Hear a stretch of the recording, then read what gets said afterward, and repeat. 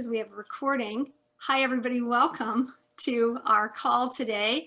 My name is Caroline Colas, and I'm the Senior Director of Health and Wellness, and I am joined by Borianna, Zaneva, and we're talking today about Love 2.0, positivity resonance.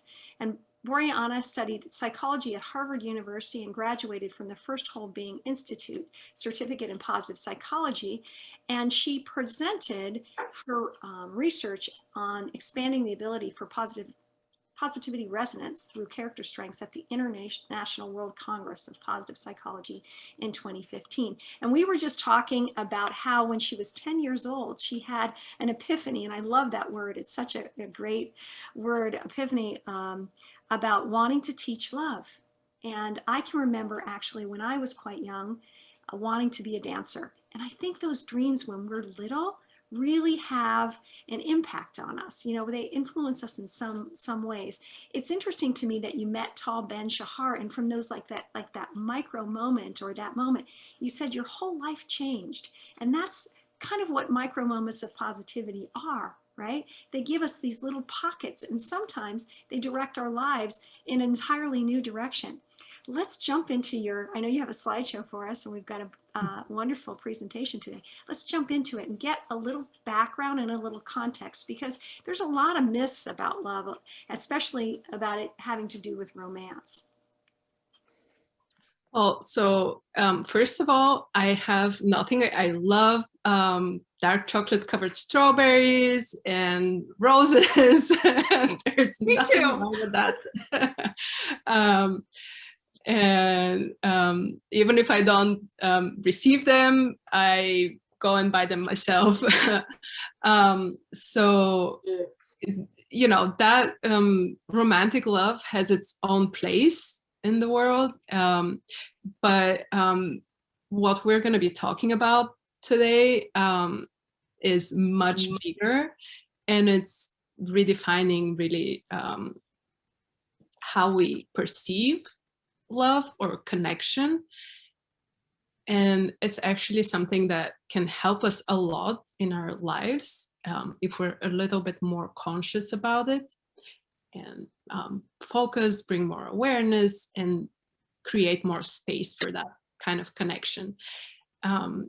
And I just want to have a quick kind of show of hands, or type in the chat if you're familiar with Barbara Fredrickson's research on positivity resonance, just to kind of see if we have people in the audience that are familiar, have heard of it, maybe read her book. And even if you have, because I know we also have people from SIP joining the call live, or there's also people who are signing up, not being able to join us live, but want to watch that later.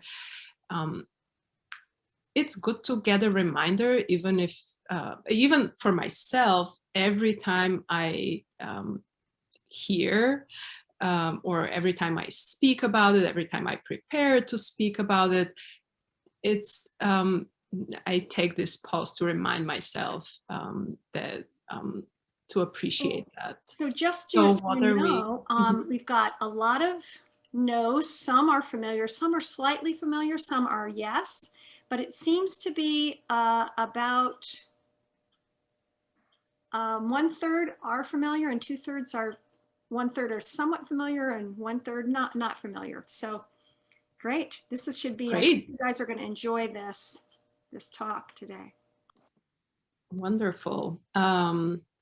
So let's jump right in and kind of set up our intention and goal. And I always invite an audience to kind of set an intention and what you would like to take from that, what you would like to be during this call, and how you would like to be. So are you open for changing how you see how you think about love, how you experience connection. You just kind of check in with yourself. And why is this meaningful to you? Why are you here with us today? Um, and I'm using this love goals, which is more of younger people today have these, life goals, love goals, or couples goals and things like that. But rather turning it around and seeing it from a different perspective. So we can actually expand our ability to connect with others and experience that positivity resonance, which we'll talk about now, more often. And we'll also see why is it good for us to experience it more often. And then just be aware that your ability to connect can increase with conscious efforts, practice, bringing more awareness to it. And I'll talk about Barbara Fredrickson's research, and then I'll also, because I'm a positive psychology practitioner, so my job is to translate scientific research into practical tools and help people use those in their daily life, and without really burdening or going deep into the actual research, so that it's something that is an easy takeaway for people. So I've developed some strategies on how to expand that ability to connect, in addition to what Barbara Fredrickson's research has found. So generally, I see it as kind of growing or developing ourselves in these three areas or three directions that predispose those micro moments of warm, caring, trusting connections that we call positivity resonance. So one is openness, another is kindness, and the third one is celebration. And I'll explain later what I mean by these. So first off, what is positivity resonance, and aka Love 2.0. So Barbara Fredrickson, and I'll this is also there will be information on her research, or actually I think reading her book on Love 2.0 and positivity resonance is a great tool. It's really a meditative experience reading the book. I highly recommend it. So she really talks more in depth about it. So for those of you who want to find more about the science or how they came about to that research, it all started from tracking heart attack patients and their recovery, and eventually she got into finding this people who have more of those moments of connections with others, and she calls them micro moments. So basically we measure love or positivity resonance by in very small increments of micro moments of this warm, open, trusting, caring connection that you share with another being. And here, I would also share that a lot of people have reported feeling that, experiencing that positivity resonance with their pets, which there isn't research on that specifically, but from what I've heard from Barbara herself, she believes that it is a valid, we can assume that that also counts. The point is that there is this real time sensory connection with a living being. So that we're experiencing in real time. And there's this, it's defined by this sense of openness and safety, and really seeing others, the other person with like as a whole, with care, concern, compassion. Um, it's those moments when we, even with a stranger, so this is really not strictly connections or moments of connection with our loved ones, with our close friends, family, or it can be with our coworkers, it can be with the cashier at the store, it can be Uber driver, or you know, anyone that you meet, you know, someone that is sitting next to you on a flight, when we were flying more often.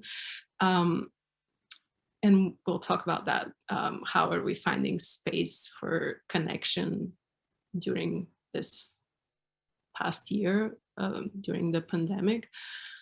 Um, so it's really something that happens sometimes in a, you know, for a few minutes, for a small amount of time. That's why even those realizing that even these small micro moments matter, that we still get the benefit, and we'll get to the benefits in a minute, is mind-blowing. And it may be something that a lot of us kind of had believed or had the sense of this, you know, intuitively, but now there's actually scientific research that proves that. So there's also this biobehavioral synchrony, and what that means is, you know, when you really connect with someone and you're deep in a conversation, um, even if it's, again, a brief conversation or a brief connection, and you feel like you know each other, you feel like you understand each other, you feel like this person really cares for you, regardless if they just met you or you know, if they see you every day. But in that moment you feel seen, you feel able to be yourself, to express yourself, and you feel that you're giving that space to the other person the same way. And then you're finishing off your sentences. You know what you mean, even if you don't have to say everything. And then you also start mirroring each other's facial expressions, posture. So, you know, and there's actually neural connection or synchrony happening in our brains and bodies. So it's kind of fascinating to think about it that way, and it's good to appreciate it. Of course, savor it in the moment when it's happening. We don't think about all these things, but knowing is a step further of bringing more awareness to that. So what are the health benefits? We become happier. So the more often we experience those micro moments of positivity resonance on a daily basis, so looking at our normal day, how often do we experience these micro moments of positivity resonance, of connection with another living being? The more we experience, the more moments we get per day, we become happier, healthier. It's related also to longevity. We cultivate more awareness and more positive transformation and personal growth. We build resilience and become wiser and kinder, and more compassionate. And there's this whole kind of sense of heart mind expanding, and building more meaningful connections, even if, again, they're even with our smaller daily connections, interactions. And then on the grander scheme of things, the more of these connections happening within a community, that helps build a safe, positive, thriving community or an organization, a family. So, think about expanding that. And on of how they found out about these benefits, again, originally starting to the research of people recovering faster and better and for long term after heart attacks. They found out that the people, regardless of their other lifestyle changes or regimes, they were the ones who had the most of those connections in their daily life. And it's also related to improving your cardiovascular activity, the function of the vagus nerve. So if you're curious about more the deeper science of it, definitely at least read her book. It's a really good description. And also it's good to mention that the Dalai Lama was also a consultant on this research, and we'll find out later one of the big ways that Barbara Fredrickson found that supports us developing that capacity to connect more often is through practicing loving kindness meditation, which to some people might be known as metta meditation. So we'll have a little run at it towards the end. And just to kind of stray away a little bit, to zoom out from Barbara Fredrickson's research, finding connection and relationship with others is important across different scientific research.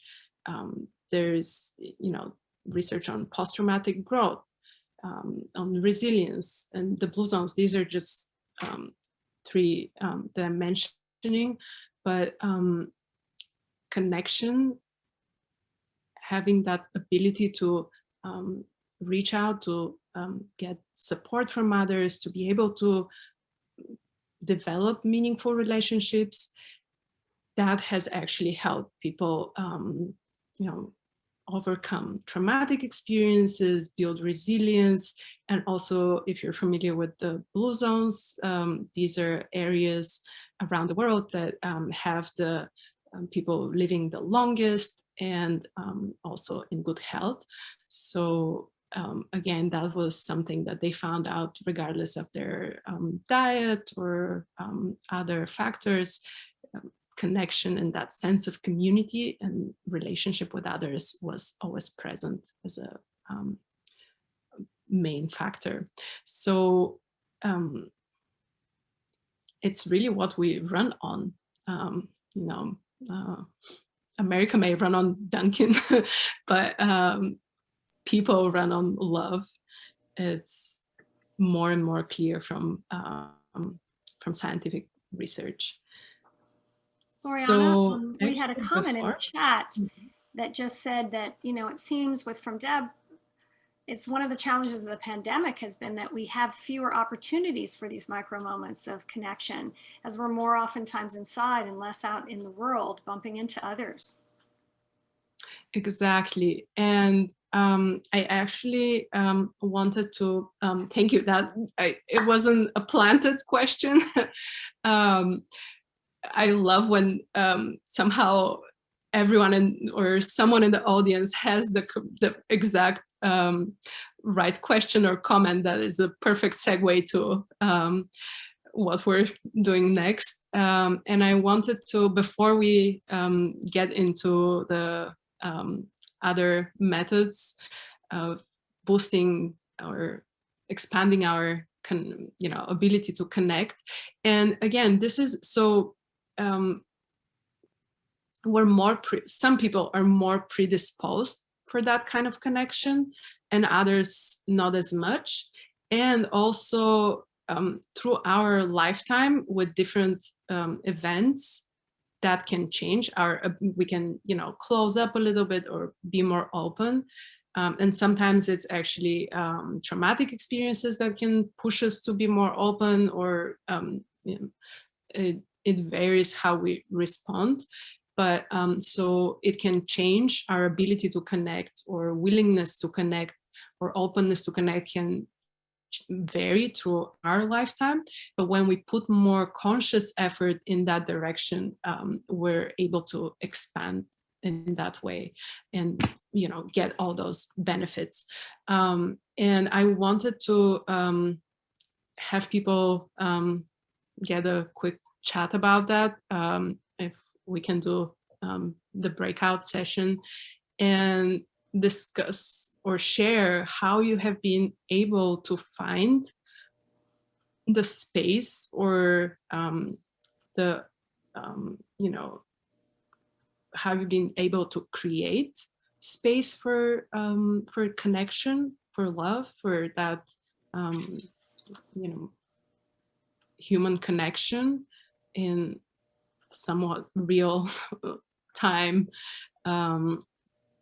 maybe even virtual, but that wasn't really that much embedded in the research. But I think technology has also offered us a good way to connect, and we can still see each other, hear each other, so we can still have those qualities of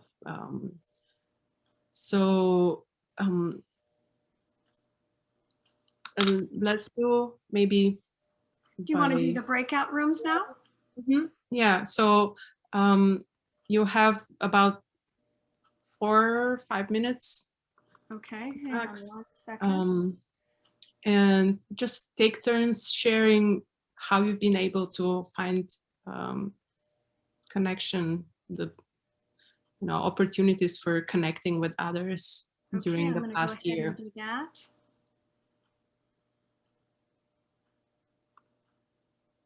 And then the message is, take time to take a moment to share how you have connected during this moment.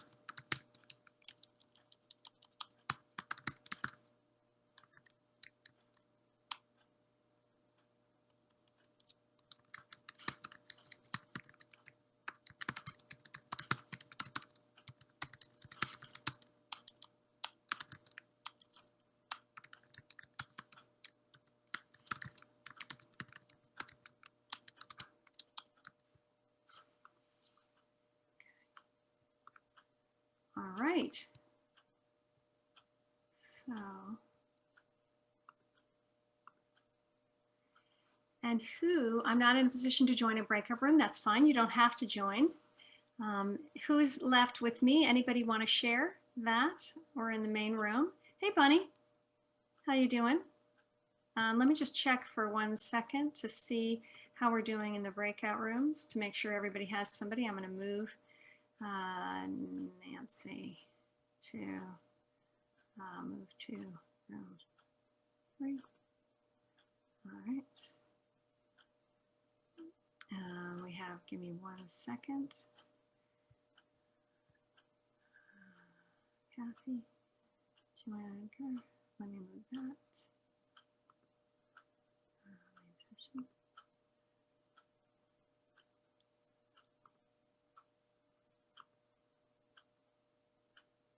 All right. Hey, Borianna. Okay. You can unmute if you want.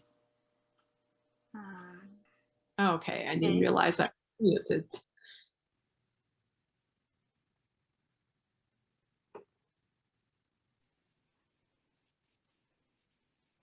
My breakout room didn't work.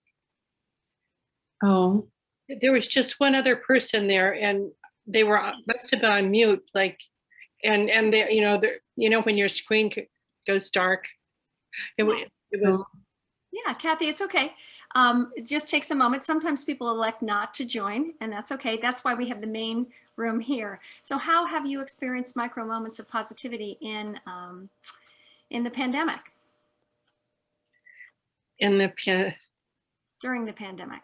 micro doing Zoom with different groups. I've got a lot out of it through a lot of connection through Zoom. Sometimes my week is full, and normally I'm a very INTJ Myers-Briggs, very quiet and not outgoing, and Zoom has like changed my life, where I'm busy every day connecting with people, and it's interesting. wow. Wow. I would agree. I found the same to be true as well.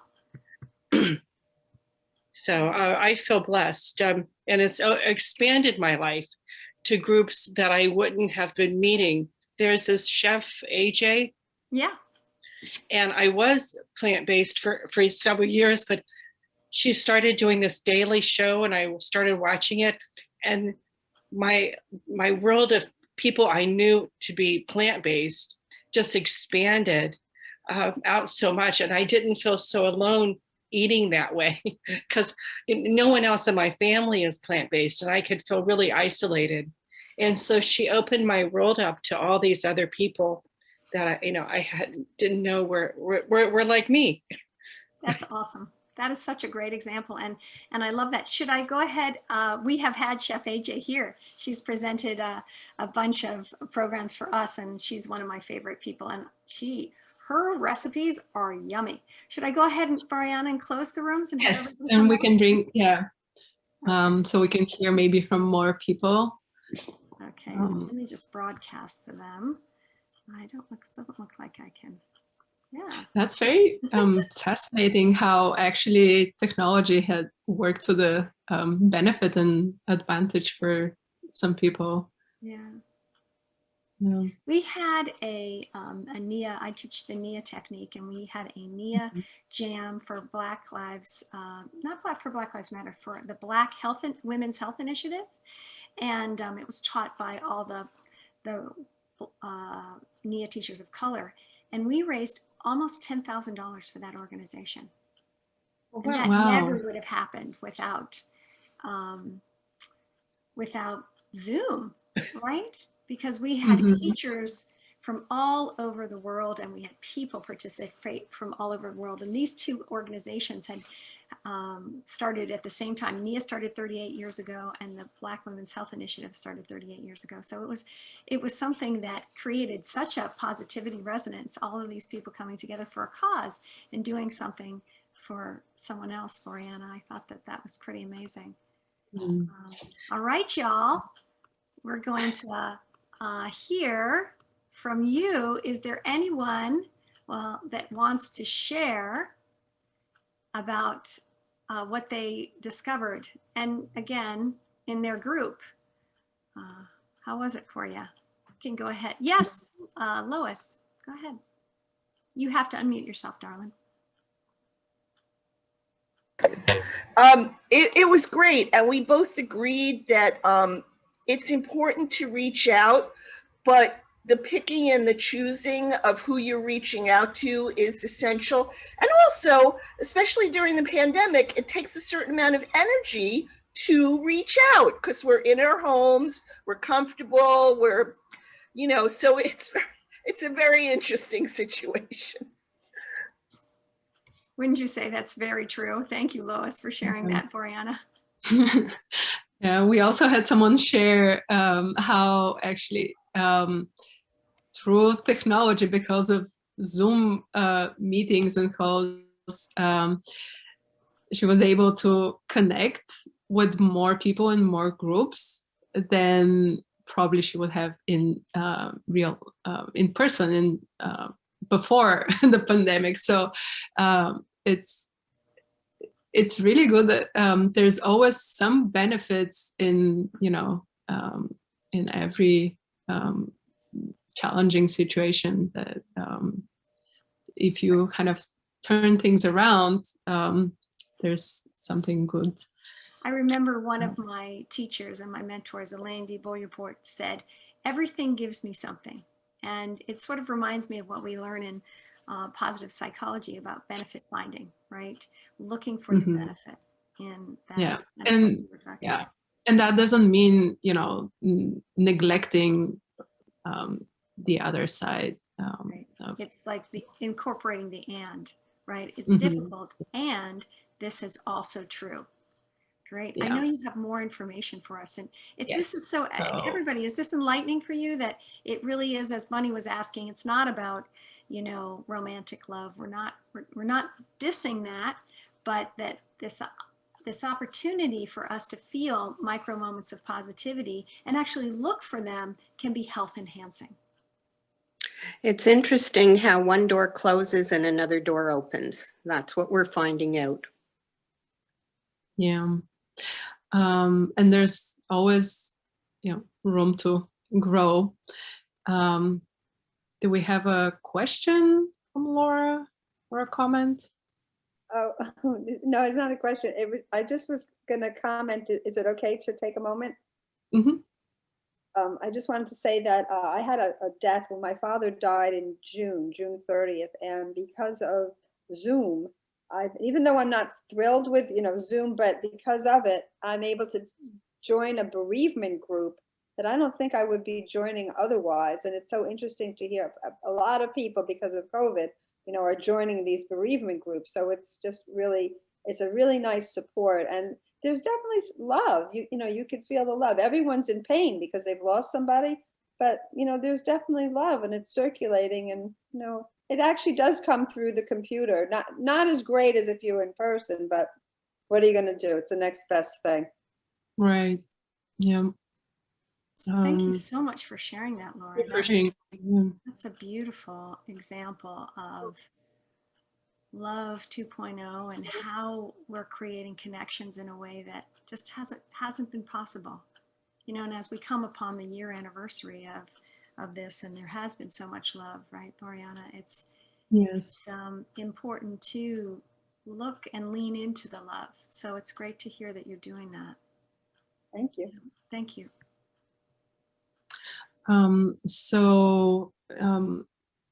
Loving kindness meditation is what Barbara Fredrickson prescribes as a practice to expand that ability consciously to connect with others. But she also acknowledges, and I found that through my practice, that it doesn't come as easily to people. Meditation, number one, and loving kindness as well. And also because it usually starts, you'll see when we get to it, with kind of cultivating, bringing up that love and kindness for ourselves.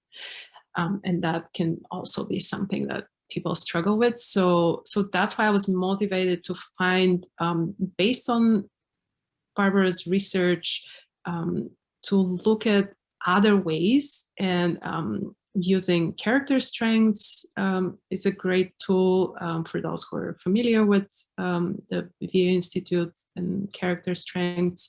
I'll also share that in the materials that I'll send along with the slides. But even if you're not familiar, haven't taken the survey, if you don't know your top character strengths or signature strengths, you can still become more aware of your character strengths and verbalize them in your own way.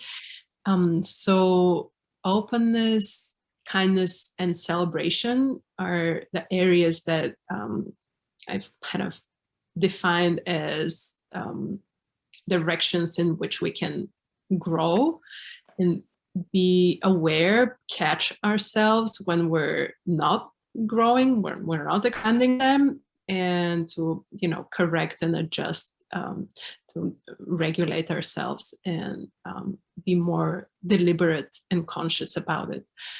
So generally openness, to connect, to share emotion, to experience, to be known and know the other person, and usually that like a genuine curiosity would support that. So, it might be a little reminder to ourselves to lean in a little bit more. And especially nowadays when there's so many, even, things that separate people or kind of polarize, coming back to common humanity and having that openness and curiosity, healthy, genuine curiosity is very helpful. And what else can kind of ground us into that openness is being more present, remind ourselves to be more aware of ourselves, of the other person, to be able to take in all their, even if it's virtual, we can still hear the tone of their voice, their intonation, their gestures, their facial expression, and more so in person, of course, their posture. These are being more aware and present with another person, being more mindful and giving our full attention to them. And to, keeping also ourselves. It always starts with, being present with yourself and then expanding that to, be present with the other person, as in not to be on your phone or, thinking about something else, but really taking and giving your full attention. And that's also a great tool for showing love to children. When you're really present with them, when you get to know them, when you allow them to express themselves. So really taking in everything that the other person can tell us, not only with their words, but with whole presence. And I've thrown in some character strengths that support that: curiosity, hope, honesty, bravery, perseverance, leadership, love of learning, perspective, teamwork, fairness, social intelligence.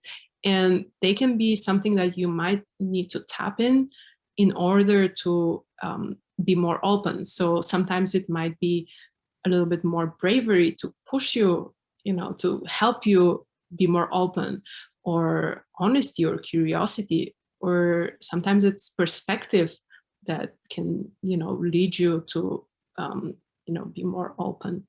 So kind of playing around with these, exploring, watching yourself, and reminding yourself to be more open.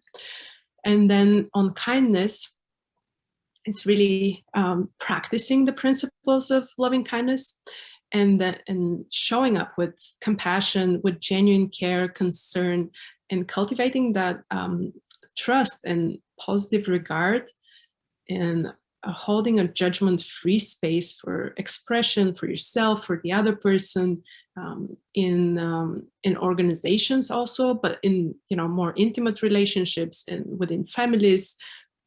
Families are kind of a different organizational unit in a way, building that psychological safety, to borrow something from the corporate world, but creating that space of being able to speak up, to express yourself, and allow others to express themselves. And some character strengths that would support us being kinder, reminding ourselves to be kinder: love, kindness, forgiveness, gratitude, social intelligence, humility, prudence, fairness, teamwork, judgment, self-regulation. So, sometimes we might need to watch ourselves and remind ourselves who needs a little bit more kindness, where we need to be to show up with a little bit more kindness. And it's always a process, again, as anything.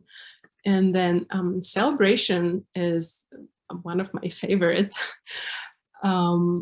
It's about being happy or celebrating with others, feeling the joy of others when things go well for them, which is, it's easier to feel, sympathy or compassion for people when they're in pain, where, something goes wrong. But being happy for them when things go well for them is actually something that shows and defines meaningful relationships. And that's also based on other scientific research. So I'm now bringing a lot more beyond just Barbara Fredrickson's research. And this is, showing up with more empathy and feeling that joy for others, and practicing active constructive responding. And for those of you who are not familiar with what this is, it's again a way to respond when someone has a good news, when something goes well for someone and they're happy and they're sharing that with us. And that's actually a trait for successful marriage and also romantic relationships, for families, but again, also on the bigger scheme for any other meaningful relationships. Again, and even in, corporate setting, organizational, but also with friends, family members, loved ones, when we're actually able to lean in and give our full attention to the person, to celebrate with them, rather than, there's, passive constructive when it's, oh, I'm happy for you, good for you, and then you kill the conversation. Or there's also actively destructive responding when we're finding, oh, well, you got a promotion, but then you're not going to have enough time for our kids, or, finding what's wrong with, finding the negatives about this good, positive change or news, or also just kind of being more indifferent. So what active constructive responding is, having more follow-up questions, being excited, giving your full attention, again, not looking away from your laptop or phone, but actually dropping that and being fully present with that person, and asking them to elaborate, to tell you more about it, and be excited with them, share their excitement. And also building interdependent self-esteem. That's when we grow to the point where we realize that we're all interdependent, we're all connected. And when we do well, when we all do well, we also do well. When we rise, when we support each other, we all rise, we all grow, we all succeed, we all feel better. So taking that from, the smaller relationships or organizations to generally society and humanity. And I do believe that, measuring the progress and growth of humanity, of human beings, should not only be measured by our technological advances in, and kind of separating that in different eras of our development, but also of how we mature as a species even.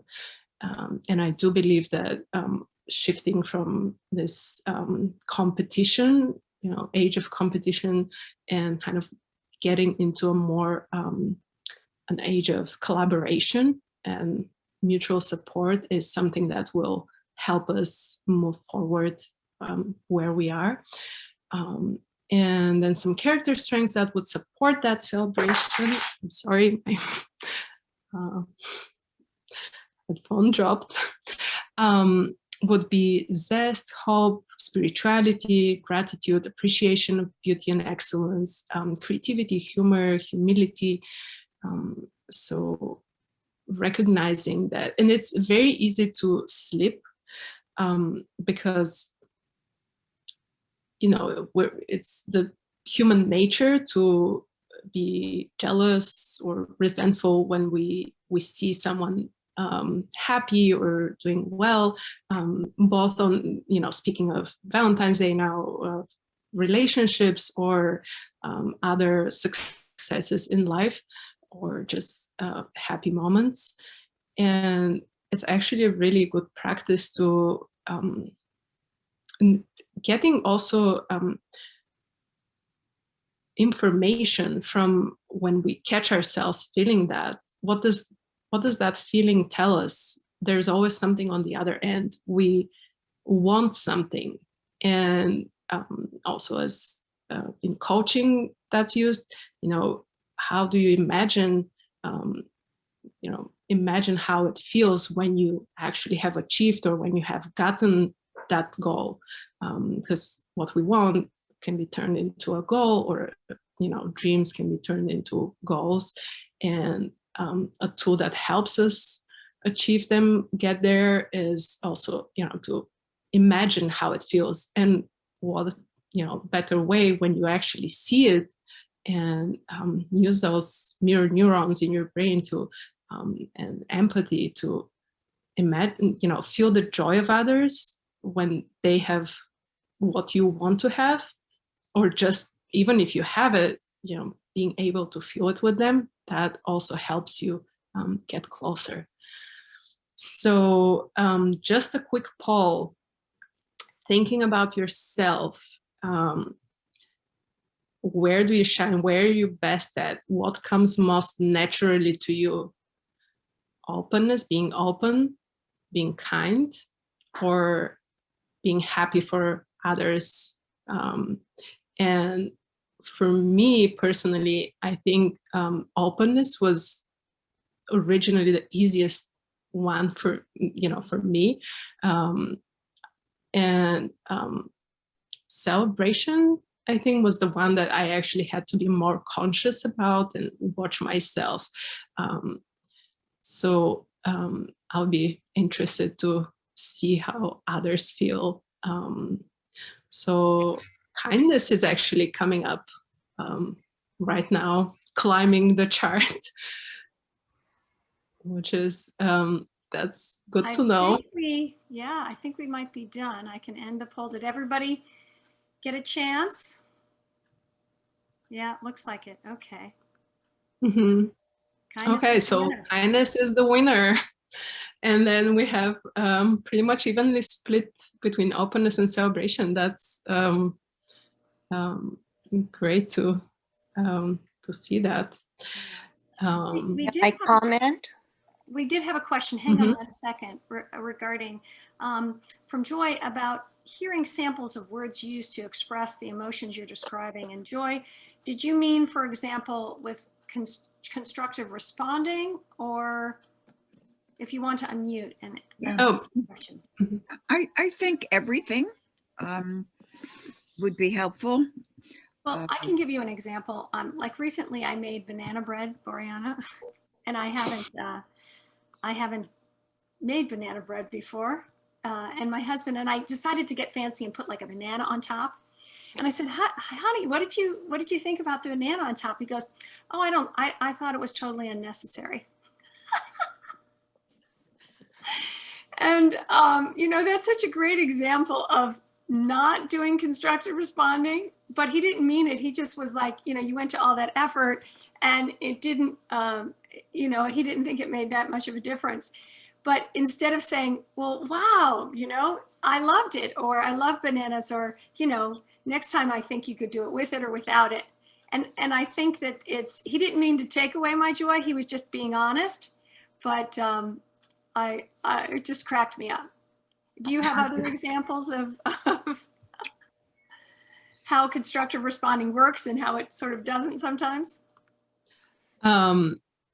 So it's I can also include in the materials the chart and kind of what each, because I feel like it's also it's just a whole other talk, a whole other lecture, but it's definitely good looking into. The like typical example that I usually go to is that, you know, wife gets a promotion and then, you know, it's, oh, well, the active constructive responding would be, you know, great. I know you were really working towards that. I know you're very excited about that. This is, you know, such an amazing achievement. So, and then, you know, have follow-up questions. I'm really happy for you, but so what projects are you going to be working? Who's going to be on your team? Or, you know, or where are you going to be? Are you going to change something within your office? Or find questions that help the other person share more about that so that they can savor. But so with the banana bread, maybe it would be like, how did you get this idea? You know, how did you come up with this? Or this is very creative.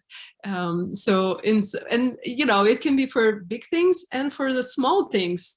So thank you for, you know, sharing that example, because you know, we have to practice on even the smaller things, so that we're, you know, better when there's bigger good news. And Yeah, I would agree also. Here, let's just end with, we'll take the, did you have any other slides or? I do, which I'll be sharing with everyone anyway. So it's this is a Good Love Daily Journal that I've developed, and it's really like 3 things. 1, what are you looking forward to? 2, who needs your kindness, love, compassion, and what are you grateful for? It's pretty simple. That's a tool that I also suggest to get us develop that sense of being more aware and pointing our attention to who needs our kindness and where we can celebrate and what we appreciate. And then for loving kindness meditation, there's a lot of resources, and you can make it short or long, as you know, as much as you have time or want, and always use words that come natural to you. And you start with yourself. You can include loved ones, friends, someone who is an important relationship at the moment for you, people that you would interact with that day specifically, if you do it in the morning or in the evening before the day, people that you maybe don't know. Like I always do a loving kindness meditation ahead of time before I speak to people or before I meet with clients or my students. I also teach at an executive MBA program. So, and even before I've met these people, I already hold them in that space of I wish them well, and it helps me connect with them better. It sets my intention. So, you know, it's a good way to kind of stretch yourself and include people also that you're in conflict or some tension with, just to kind of recognize that they also are human beings and they also need love and care. And it helps also kind of remind us where we need to direct our attention, and how we want to be in a relationship with that person. So it helps also resolve some conflicts or tension. And then you can expand that wish of wellness, of good health and happiness to people in your community, in your state, in your country, and like all over the planet. You can just wish everyone to be healthy, happy, and safe. And that's pretty much how the very simplest loving kindness meditation goes. May I be happy, healthy, and safe. May my life flow with ease. And then you keep going with, may my daughter be healthy, happy, and safe. May her life flow with ease. You know, you can bring in whoever you want in that sequence. And you can finish off with, may we all, for example, right now on this call, may we all be healthy, happy, and safe. May our lives flow with ease. And you can watch and notice how your heart, how your love can expand and hold so many people in it. And what I love saying to people after we do a meditation is to notice how big your heart can grow, how much love you can hold, and to remember that this love is not something that anyone can give to you. It's not something that anyone can take away from you. It is who you are. So remember that as a parting gift. I'll include that in another slide. I just didn't want to have you read it as I was talking, but I'll have that reminder for you in there. Well, thank you And so I'll much, stop. Borianna. I think we're a little bit over time. So what I thought we would do to end is the loving kindness meditation, right? And do that for one another. Do you want to lead us through that? Sure. If people are, I'm available. I can stay and linger, and whoever wants to stay, you're welcome. So Should we put it on gallery view? Would that be good? Yes, I put it on gallery view because, Okay. and I know a lot of people are not, and you know, whatever you're feeling comfortable with, you know, you can stay on and just have that sense. Even if we just see your name, we still have that sense of togetherness of the group. So sit comfortably, relax, take a deep breath, open your shoulders and back, drop them back so that your chest is open. Feel yourself, feel your body in your seat, feel your feet on the ground. Kind of reconnect first with yourself physically in your space. You can place your palms on your heart center, on your chest. It helps get that physical feeling of warmth and love, but in the physical sense of it, connecting with that warm feeling. And maybe first bring someone that you really care about to your mind and how that feels. And then with that same love, warmth, light, whatever you feel like it is for you, surround yourself with that love, light, and warmth, and wish yourself, may you be happy, healthy, and safe.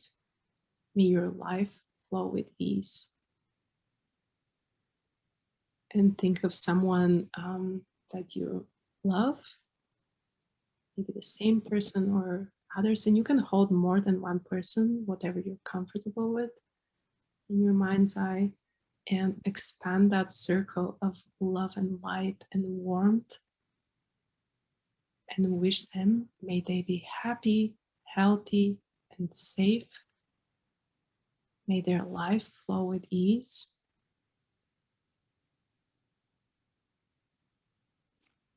And now hold someone that you interact on a daily basis. It may not be someone that is very close to you, but still a presence in your life. And surround them, expand that circle of light, love, and warmth, and wish them with the same feeling, with the same positive regard. May they be happy, healthy, and safe. May their lives flow with ease.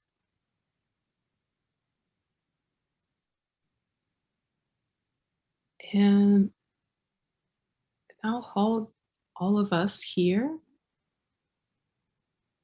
and also everyone who would be watching this later on, who was able to join us live. So stretch that to people that you don't know, but are a group of people that you're connected with somehow.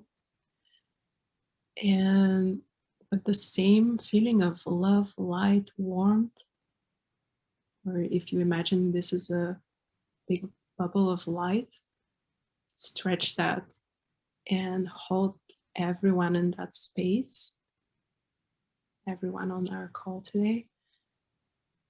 May they be happy, healthy, and safe.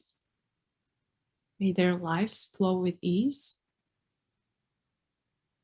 And now stretch that to everyone in your community, in your town, in your city, in your state or country. And I know there's also people joining us from different countries around the world, watching that later on. But focus on your community, on your city, in your town, and hold everyone there that you don't know, but you know they live there. There's thousands of people or hundreds of people around you. And with the same feeling for a moment, just have that same positive regard, that same feeling of love, warmth, light, and wish everyone in your community to be healthy, happy, and safe. May their lives flow with ease. And bring someone that maybe you're in some conflict, unresolved tension, someone that you're struggling with now or in the past, and hold that person, even if it's only for that moment, within that circle, and with that same feeling of love, light, and warmth, and wish them, again, just for this moment, wish them, may they be happy, healthy, and safe, and may their lives flow with ease. And we're doing the biggest stretch. Think of everyone on the planet, people all over, different continents, different countries. Hold them all in that space of love, light, and warmth, and wish everyone, may they be happy, healthy, and safe. May their lives flow with ease. And just pull back in, connect with yourself, take another deep breath, and savor how big your heart can be, how much your love can hold. Thank you for being here. Thank you with us so today. much, Borianna, for your beauty, for your love, for your kindness, and for celebrating your love of Barbara Fredrickson's work, Love 2.0, with us, and laying such a beautiful framework for us to experience your tempo, your pace, your expansion. I feel relaxed. Anybody else? Rejuvenated and loved. So thank you. Everyone, we'll see you next week. Please feel free to join us tonight for the sleep program. It's going to be amazing. It is free. Sign up. Even if you can't go, you'll get the recording. And also on Sunday, the Day of the Heart, to learn how to cook and maybe even knead out those dots with those knots with a massage program or two. It's all in the chat. Take care, everyone, and we'll see you next week. Thank Bye. you. You.